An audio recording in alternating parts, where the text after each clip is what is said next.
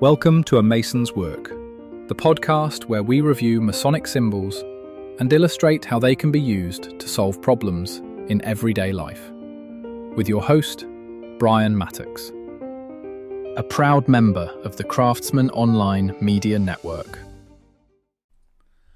You'll see a lot of symbolism in the craft that speaks to duality. You'll hear it in conversations about the sun and the moon. You'll hear it in conversations about Masonic pavement with the black and white checkerboard. And you'll hear that those are all united as well. So even though there are blacks and white squares in the pavement, for example, it still is one pavement.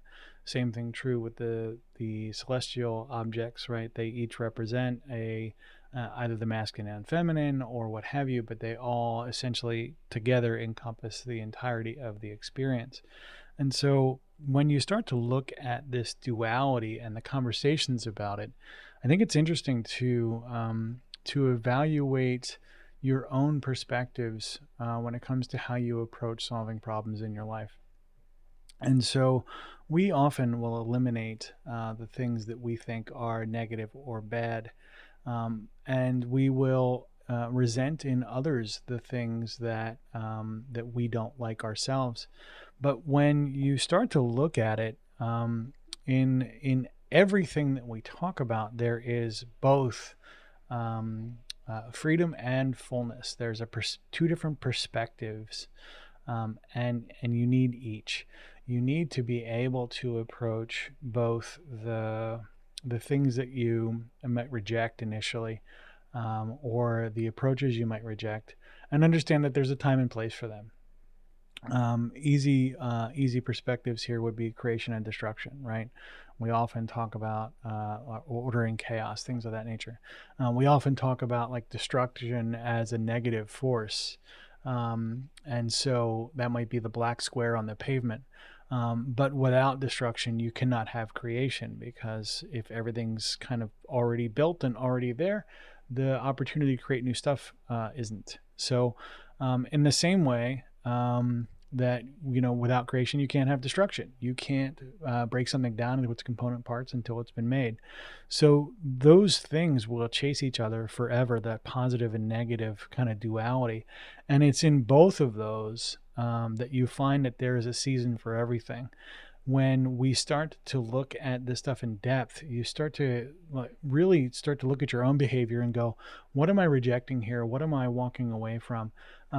What have I done to create an sort of an architectural analytical approach that could benefit from an emotional kind of fullness approach, and vice versa? When you start to cement all of these things together and really bring them together, you get a much more comprehensive way to solve problems in your day-to-day life. Not to suggest that this is easy, but that pavement reminds us in many ways that there's always that option to go the other direction, or to try a different approach, to try an emotional approach instead of an analytical, or vice versa, to try maybe you're putting your care in the wrong spot, and maybe you should care less about this and more about that. There's tons of sort of places where you can apply that pavement throughout your day-to-day life and get positive outcomes.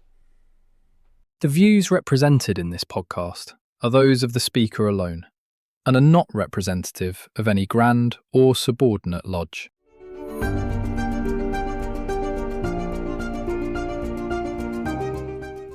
Hi, Brian here. I wanted to thank you so much for listening to this episode. If you have any suggestions or guidance for further episodes you'd like to see or hear, whatever the case may be, please don't hesitate to reach out to me at amasonswork.com, and we will try and incorporate your suggestions into a future recording. Thanks.